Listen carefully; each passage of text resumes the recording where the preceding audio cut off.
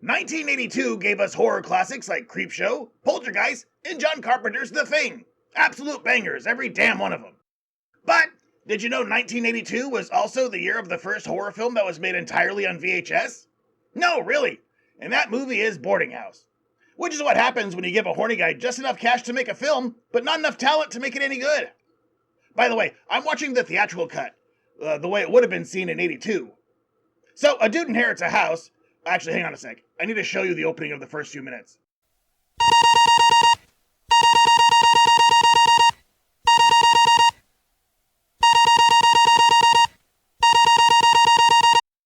Why? Okay, so a dude inherits a house with a strange history of crimes. So naturally, he fills it up with nothing but women with the intention of making the place some kind of bang pad. Girls, girls, girls. If you're between 18 and 25, unattached and beautiful, then I want you to share my 10-bedroom house with me.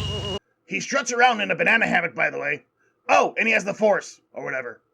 Focus. Move. Focus. Did I mention that this dick-flaunting, harem-having telekinetic is the hero of the movie? And is played by the writer and director. You have a really sexy body. Do you know that? Mm-hmm. There it is. Mr. McWeirdeyes took his late-night wank nightmare and made a film out of it. Starring him, naturally. I get why this was taped on a camcorder now. So Jim, in addition to his hypnotic sex appeal and endless wardrobe of Speedos, also has telekinetic powers. Watch.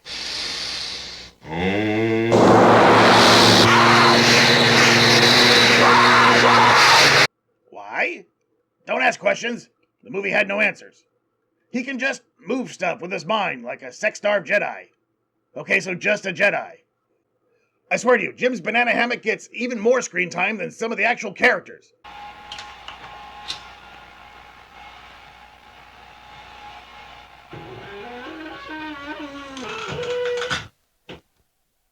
Every time you think the camera's gonna cut away, bam! There's his nuts, just swinging in the breeze. Like it's got its own SAG card. Now let's talk about the villain. Or at least whatever the hell's supposed to be the villain. Because much like everything else in this movie, it doesn't have a goddamn idea. So we've got some kind of phantom killer, right? Or a ghost, or a demon, or a leftover fever dream from Jim's overly tight nut warmer. Who knows?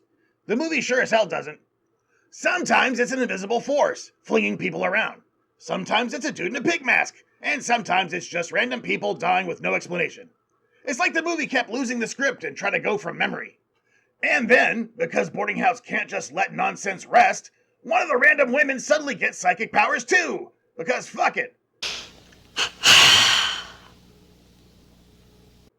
Now, I'm not all negative. The movie has more than a few pairs of boobs.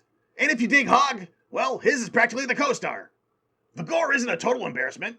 And if I'm being real, the VHS thing didn't really bother me that much. The movie tried. You can tell someone cared.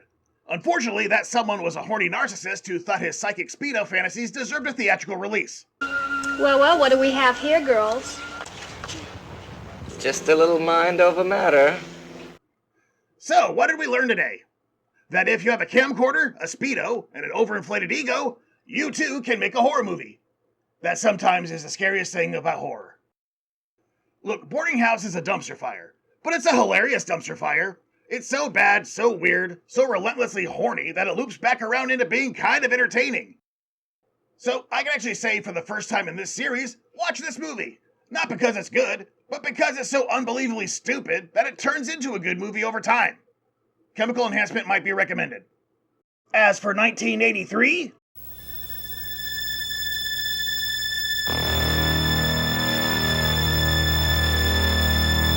okay, it's definitely recommended. Sally says I should tell you to like, comment, and subscribe. And maybe grab a new shirt or something at basement1f.com. For just $3 a month, you can keep Kevin here from eating boxed mac and cheese every night. I put Doritos in mine. It's crunchy. Patreon is on the screen. Just $3 a month. You spend more than that on OnlyFans.